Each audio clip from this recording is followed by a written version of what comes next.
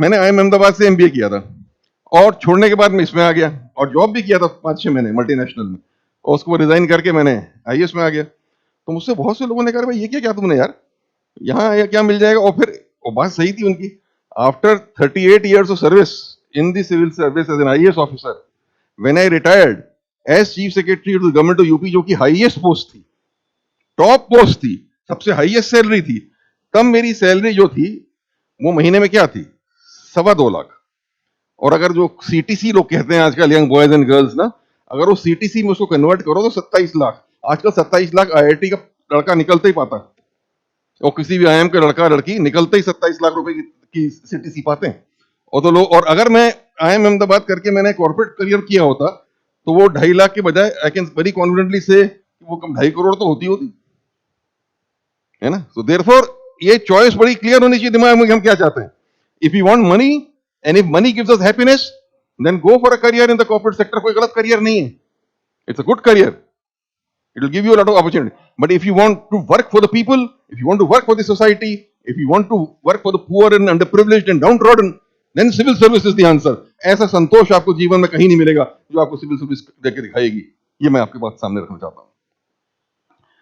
अच्छा, मैंने क्यों ज्वाइन किया, आपके सामने प्रश्न आएगा ना। अच्छा, ये प्रश्न मुझसे सब पूछते हैं जो मिल जाता है, अरे ये क्या बेवकूफी करी। अरे हमने बेवकूफी नहीं करी, I am quite happy, I took the right decision and not even for 1 minute do I regret कि मैंने अहमदाबाद के बाद वो करियर छोड़ दिया और इस करियर में आ गया, क्योंकि मेरे अंदर इसकी इच्छा थी। ये मैं नहीं कह रहा हूं कि सबको ऐसा कर लेना चाहिए, पर मैंने इसलिए छोड़ा कि मेरे अंदर ऐसी इच्छा थी। I will tell you that, ये हुआ कि जब मैंने BA ऑनर्स इकोनॉमिक्स किया Saint Stephen's College Delhi University से, तो उस समय जैसा होता है हमारे घर में, हमारे फादर भी फॉरेस्ट सर्विस में थे, तो शुरू से ही कहा गया था भाई IAS अफसर बनना है। तो घर में एक माहौल था, हम भी यही सोच के गए थे। लेकिन वहां जैसे BA ऑनर्स किया तो दिल्ली यूनिवर्सिटी में उस समय 1971 की बात बता रहा हूँ, एकदम से क्रेज आ गया था IIM का, वो अब भी है, तो क्रेज शुरू हो गया था IIM, और उसमें अभी IIM Ahmedabad, it was the craze. तो जितने लड़के थे लड़कियां थी सब इसका एग्जाम दे रहे थे, सब दे रहे थे, उन्होंने कहा तुम भी दे दो, तो हमने भी दे दिया। It was not that I was very much incline towards that career, but वो जब सब ऐसा होता है ना, पीयर ग्रुप, जब सभी दे रहे हैं तो हम भी दे दें। जब दे दिया तो सेलेक्ट हो गए। अब सेलेक्ट हो गए तो फिर सेलेक्ट होने के बाद तो फिर ज्वाइन करना पड़ा। हालांकि हमारे फादर बड़े खुश नहीं थे, वो कह रहे थे अब तो तुम्हारा IAS गया। हमने कहा अब नहीं, अब तो सभी लोग कह रहे हैं बड़ा अच्छा करियर है, हम इसमें जाएंगे। I went, I did my MBA from Ahmedabad and I took up a job also. लेकिन मुझको उसमें सेटिस्फैक्शन नहीं मिला, इनर सेटिस्फैक्शन जिसे कहते हैं ना, नहीं मिला। I used to keep thinking, यार मुझे मजा नहीं आ रहा। The question I asked myself was, और जो आप लोगों को हर एक को अपने आप से पूछना चाहिए सवाल, what do I want in life. मुझको अपनी लाइफ में क्या चाहिए, क्या चीज मुझे सेटिस्फैक्शन या हैप्पीनेस देगी लाइफ में। तो मुझको लगा, I was in the marketing side of a multinational company, और मैंने कहा कि अगर मैंने 30-35 साल मार्केटिंग में बहुत अच्छा कर भी लिया, सेल्स 10 गुनी बढ़ा दी, 100 गुना बढ़ा दी, प्रॉफिट्स बढ़ा दिए, सब कर दिया, but at the end of the day when I retire, मैं 60 साल का हो जाऊंगा, तो मैं जब अपने आप से सवाल पूछूंगा कि यार तुमने क्या क्या लाइफ में, तो मेरे पास जवाब ये आएगा कि मैंने टूथपेस्ट की बिक्री बढ़ा दी 10 गुना, साबुन की बिक्री बढ़ा दी 100 गुना, वॉशिंग सोप की बढ़ा दी, वॉशिंग मशीन की बढ़ा दी। द पॉइंट इज, मेरे को लगा कि इससे तो मुझे कुछ खुशी नहीं मिल रही। अच्छा, अगेन यहां मैं आपको ये कहना चाहता हूं, मैं ये नहीं कह रहा हूं कि करियर गलत है, कहीं इसको मत सोचिए। If it is giving you happiness and Joy, that's a good career, कहीं कोई कमी नहीं। लेकिन हमको क्या अच्छा लग रहा है ना, मुझको उससे सेटिस्फैक्शन नहीं मिल रहा। This is not what I want to do in life, this is not the answer I want to give to myself after 35 years कि this is what I have done in my life. मैं क्या चाहता हूं, मुझे लगा, मेरा मन था मैं डेवलपमेंट कराऊं, मैं गरीबी दूर करूं, मैं गरीब लोगों की मदद करूं, असहाय लोगों की मदद करूं, मैं कंट्री का डेवलपमेंट कराऊं, मैं इकोनॉमिक डेवलपमेंट कंट्री का लेके आगे बढ़ाऊं। मुझे दिखता था ये एजुकेशन का क्या लेवल है उसको मैं ठीक करूं, हेल्थ की कोई फैसिलिटीज खराब है उनको मैं ठीक करूं। इसकी मुझे अंदर एक इच्छा सी जगती थी, and this used to give me कि हाँ ये काम करूंगा तो मुझे एक सेटिस्फैक्शन मिलेगा। और जब मैं ये कन्विंस्ड हो गया कि नहीं इसी से मुझे सेटिस्फैक्शन मिलेगा, that was the day I took the decision कि I will resign and write the IAS, और मैंने रिजाइन कर दिया। हालांकि जब मैंने रिजाइन किया तो सभी लोग बहुत चक्के थे, इवन माय फादर जो बड़े IAS के कायल थे, वो बड़े कहते थे, वो तो कहने लगे बेटा सोच लो, इतनी अच्छी नौकरी है और IAS का क्या चांस हो सेलेक्ट ना हो सेलेक्ट, फिर क्या होगा? और उन्होंने मुझको ले गया, एक आईसीएस ऑफिसर थे, गवर्नर थे कहीं के, उनसे मिलाने, उनसे राय ले लो। जो उनसे राय ली तो उन्होंने राय मुझको, उन्होंने मेरी तरफ देखा, उन्होंने कहा son, a bird in hand is greater than two in the bush. मतलब उन्होंने कहा कि जो तुम्हारे हाथ में है उसको क्यों छोड़ रहे हो भाई, वो दो इन द बुश को ढूंढ रहे हो, एक हाथ में उसको छोड़ रहे हो, दिस इज नॉट एडवाइजेबल। उन्होंने मुझको ये कह दिया, इट इज नॉट एडवाइजेबल। लेकिन मैंने जिद पकड़ ली।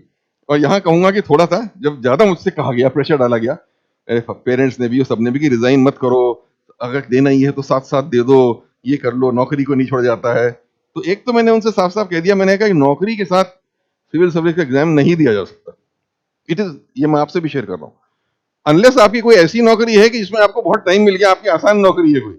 और अगर कॉर्पोरेट सेक्टर में जैसे हम काम कर रहे थे मार्केटिंग में, तो कॉर्पोरेट सेक्टर भी आपका बिल्कुल जिसे कहते हैं तेल निकाल लेता है।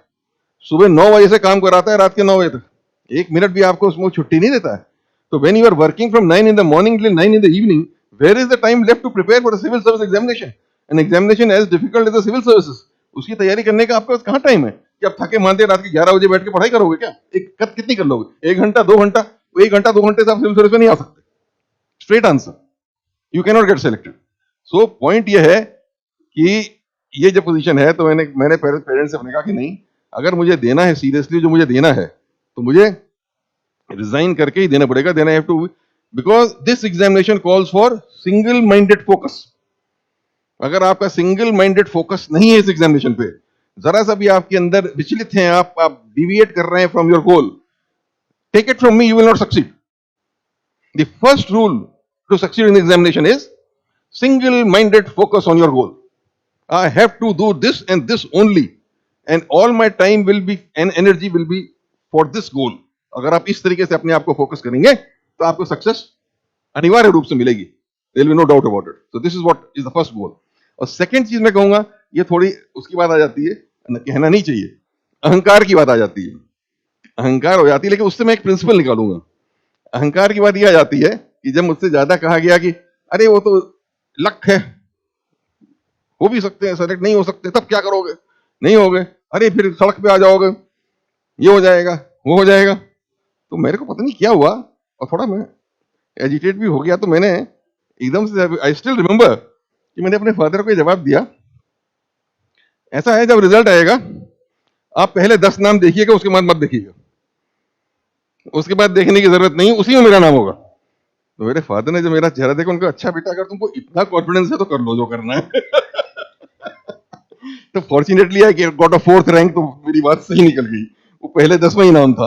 लेकिन अब पॉइंट ये था कि ये मैं खाली इसलिए बता रहा हूं, नॉट कि मैं अपनी तारीफ कर रहा हूं, ये मैं पॉइंट इसलिए बता रहा हूं कि जो सेकंड प्रिंसिपल आपको मैं देना चाहता हूं, पहला तो मैंने दिया single minded focus, second principle is self belief. आत्मविश्वास होना चाहिए पूरा, self believe that I can do it and I will get succeed. और लक वक कुछ नहीं, I will ride over any factor of luck, I will make it happen, because I'll prepare so hard, I will work so hard, I have the capacity, I have the confidence। अपने अंदर ही आत्मविश्वास, 1 minute के लिए भी उस विश्वास को अडेग नहीं होना चाहिए, उससे हिलना नहीं चाहिए। If you have that self confidence that you can do it, believe me, you will be able to do it. That is the second great quality which you must have in you if you want to succeed in the civil service examination. तीसरा है, it requires tremendous amount of hard work। कभी ये गलती मत करिएगा कि बिना hard work किए कोई आ जाता है। आपको कई लोग कहानियां सुनाएंगे, मिल जाएंगे ऐसे लोग, अरे मैंने तो पढ़ा ही नहीं था, आ गया, मैं तो थोड़ा बहुत पढ़ा और मैं सेलेक्ट हो गया। वो झूठ बोल रहे हैं, थोड़ा बहुत पढ़ के कोई सिविल सर्विस में नहीं आ सकता, कोई नहीं आ सकता थोड़ा बहुत पढ़ के। You have to put in a lot of effort. अब मैं ये नहीं कहूंगा कितने साल पढ़ो, कितने महीने पढ़ो, that depends upon each individual, but you have to put in a lot of effort, a lot of hard work to succeed in the civil examination. हमने क्या किया था, हम कितने साल पढ़े थे? अब तो 7-8 महीने का की थी तैयारी, हम आपको शेयर कर लेंगे। रिजाइन करने के बाद 7-8 महीने बाद ही एग्जामिनेशन था, तो हमने दिया था, और 7-8 मंथ्स हमने पूरा इस पे फोकस किया था। दूसरा, वर्क हार्ड के साथ वर्क स्मार्ट। ये एग्जामिनेशन को पहले समझना चाहिए, हर एग्जामिनेशन को समझना चाहिए। हर एग्जामिनेशन का अलग स्वभाव होता है, अलग नेचर होता है। Writing a civil service examination is not the same thing as writing a BA or an MA or MSc examination. ये पहली चीज समझ लीजिए। The questions asked are different and the answers expected are different. So your level of preparation has to be different. समझ गए ना? तो work smart वही चीज होती है कि आप एग्जामिनेशन के क्वेश्चन पेपर्स देख के, सिलेबस देख के, और आपको जैसे ये है आईएएस है, ऐसी जगह पे आपको जो गाइडेंस दी जाए उसको ध्यान में रखते हुए, if you keep this in mind and then prepare accordingly, then the preparation will be more focused, और फोकस्ड प्रिपरेशन होगा तो सक्सेस के चांस जो है वो बहुत ही ब्राइट हो जाते हैं। चौथी चीज मैं ये कहूंगा कि कंसेप्चुअल अंडरस्टैंडिंग करके पढ़िए, रटिए मत। रटने से आप सिविल सर्विस सेवा के जो क्वेश्चंस आते हैं उनको आंसर नहीं दे पाएंगे, because you know they don't ask direct questions. आप कोई भी पेपर उठा के देख लीजिए, GS1 ले लीजिए, GS2 ले लीजिए, GS3 ले लीजिए, कोई क्वेश्चन देख लीजिए, करंट अफेयर से जुड़ा हुआ क्वेश्चन देख लीजिए, लेकिन वो डायरेक्ट क्वेश्चन नहीं पूछते, वो कुछ इनडायरेक्ट पूछेंगे और किसी और चीज से जोड़ते हुए पूछेंगे। Therefore you must have a very broad understanding of issues, कि आप एक मुद्दे को दूसरे मुद्दे से को जोड़ सको और उसको जोड़ते हुए एक आंसर लिख सको। That is what is expected of you. तो ये इसलिए जो है वाइड रीडिंग की बहुत जरूरत है और कंसेप्चुअल अंडरस्टैंडिंग। अगर जितना समय है आपके पास तो जितना ज्यादा रीड कर सकते हैं रीड करिए, as much as possible. Newspaper, magazine पढ़िए, अच्छी किताबें पढ़िए, if you can read original text also to master the concepts.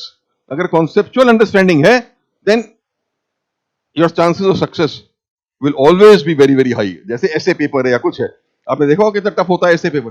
You unless you are a well read person जिसकी नॉलेज अक्रॉस द सब्जेक्ट्स है, अक्रॉस इश्यूज है, आप उस ऐसे को नहीं लिख सकते। आप सोचे मैं 10 ऐसे कहीं के लिख के रट के चला जाऊंगा, तो अलग ही टॉपिक आती है हर साल, you can not answer it, you can not do it. तो ये अपने ब्रेन को उस तरीके से डेवलप करना बहुत जरूरी है कॉन्सेप्चुअल अंडरस्टैंडिंग। देन जैसे करंट अफेयर्स ही है, अखबार पढ़ना लोग कहते हैं, आपको दे आईएएस बताएगा अखबार पढ़ना चाहिए, हिंदू अखबार पढ़ो, इंडियन एक्सप्रेस पढ़ो, पढ़िए, जरूर पढ़िए। How to read a newspaper, that is also important. कैसे किसी भी चीज को आप पढ़िए तो उसके आप पीछे जाइए, खाली फैक्ट्स नहीं है। अब जैसे ही आ गया हाथरस की ट्रेजेडी हो गई अभी परसों नरसों, you are reading about Hathras tragedy.